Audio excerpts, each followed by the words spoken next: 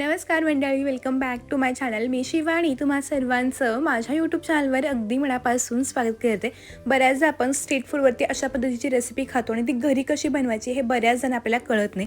म्हणूनच आज मी सगळ्यांना आवडणारी संध्याकाळच्या वेळी अगदी एकच मस्तपैकी रेसिपी तुम्ही नक्की करू शकता आणि ही रेसिपी 100% सगळ्यांना आवडणार आहे. त्यासाठी आपल्याला 1 वाटी तांदूळ आणि 3 अंडी लागणार आहेत.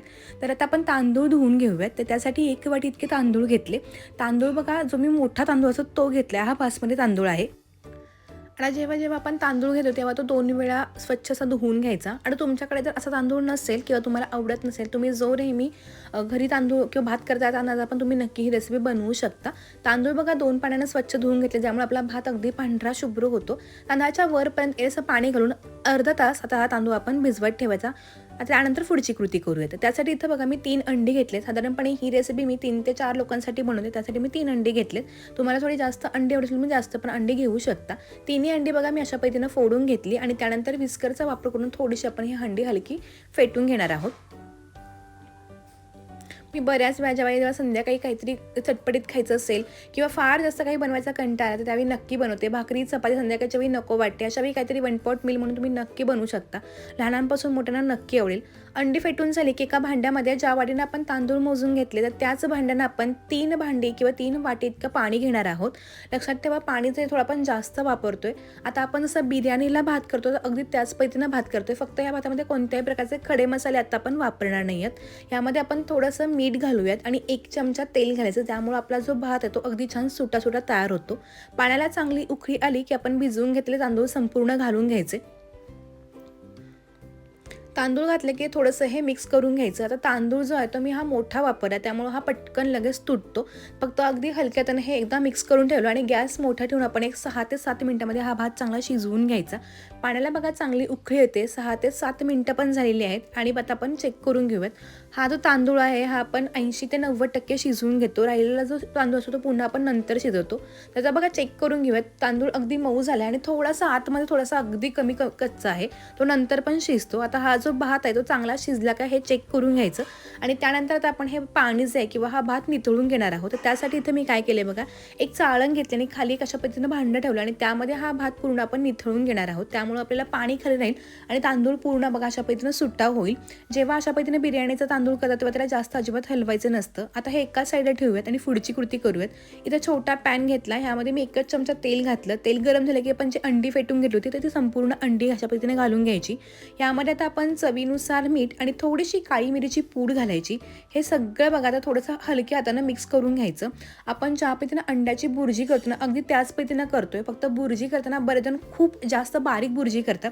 तसं न करता थोड्याशा मोठ्या आकाराची ही बुर्जी करून घ्यायची. आज ना आपण मस्तपैकी अंडा फ्राईड राईस बनवतोय.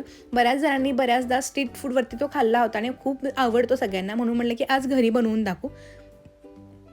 तर अशा पद्धतीने थोडे मोठे मोठे आपण बघा हे करून घेतले. आता छान असं हे तयार झालं आहे. आता गॅस बंद करून पुढची कृती करू. आता एका मोठ्या पॅनमध्ये बघा मी 1 ते 1.5 मोठा चमचा तेल घातला. आता तेलाची जास्त आपल्याला आवश्यकता नाही आहे. तेल गरम झालं की 2 ते 3 लसणाच्या पाकळ्या बारीक चिरून घेतल्या तर त्या घातल्या. अर्धा इंच आलं खिसून घेतलं. आलं थोडंसं जास्त वापरायचं. त्यानंतर इथं 2 ते 3 हिरव्या मिरच्या घेतल्या होत्या बारीक चिरून तर त्या घातल्या. हे सगळं बघा 2 मिनिटं तेलावरती ना परतवून घ्यायचं. आता ही रेसिपी करताना गॅस मोठा ठेवायचा, कारण तो जो स्मोकी फ्लेवर तो आपल्या भाताला लागला पाहिजे. यामध्ये आता आपण 1 मोठ्या साईजचा हुबा चिरून घेतलेला कांदा, थोडासा हुबा आकारात चिरून घेतलेला कोबी घातल्या. तुम्ही ह्यामध्ये आता गाजर, सिमला मिरची आणि फरसबी पण घालू शकता. आता माझ्याकडे ते नव्हतं, कारण मी ऐन टायमिंगला ही रेसिपी करायची ठरवली आणि मग रेसिपी करते तर लगेच शूट पण करूया म्हणून माझ्याकडे बऱ्याचपैकी भाज्या नव्हत्या. पण तुमच्याकडे असेल तर तुम्ही नक्की घालू शकता. 2 मिनिटं बघा ह्या स्टर फ्राय करून घेतल्या. त्यामध्ये आता आपण जी बुर्जी करून घेतली होती ती संपूर्ण बुर्जी घालायची आणि जो आपण भात निथळून घेतला तो संपूर्ण भात घालून घ्यायचा. आता ह्यामध्ये आपण 1 चमचा इतका सोया सॉस घालूयात. त्यामुळं काय होतं, रंग खूप छान येतो, टेस्ट पण खूप छान येते. थोडंसं चवीनुसार मीठ आणि थोडीशी काळी मिरीची पूड घातली आणि हे पटापट आता हे सगळं चांगलं मिक्स करायचं. आता मिक्स करताना फक्त अगदी जास्त ओव्हर मिक्स करू नका, कारण जो भात आहे तो पूर्ण तुकडा होतो, मग त्याची मजा तेवढे येणार नाही. त्यामुळे हलक्या हातानं मी हे सगळं बघा चांगलं असं मिक्स करून घेते.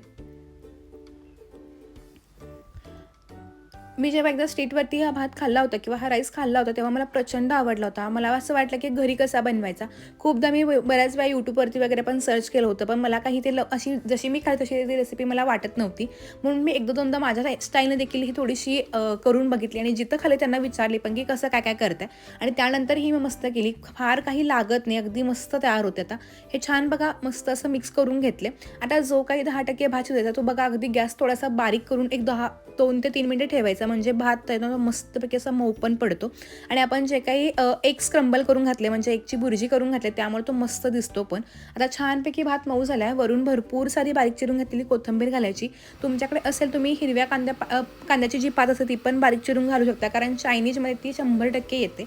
आता माझ्याकडे नाही आहे तो भाग वेगळा आहे, पण तुमच्याकडे असेल तर नक्की घाला. आणि तुम्हाला माझ्या रेसिपीज कशा वाटतात हे कमेंट करून सांगायला विसरू नका. माझे व्हिडिओ कोणकोणत्या गावातून पाहता हे पण कमेंट करून सांगा, जेणेकरून मला कळेल की माझे व्हिडिओ कोणत्या गावामध्ये किंवा कोणकोणत्या शहरामध्ये बघितले जातात. तर हे सगळं बघा चांगलं असं मिक्स करून घेतलं, दिसायला खूप मस्त दिसतोय. आणि ह्याचा जो भाताचा जो काही स्मेल आहे तो पूर्ण घरभर सुटला की असं वाटतं की आपण चायनीजच्या कुठल्या तरी स्ट्रीट फूडवरती आलो. इतका मस्त हा राईस तयार होतो. तर मस्तपैकी हा मी एका डिशमध्ये सर्व करून घेतला. तुम्हाला आजची रेसिपी कशी वाटली हे कमेंट करून नक्की सांगा. तोपर्यंत धन्यवाद. बाय.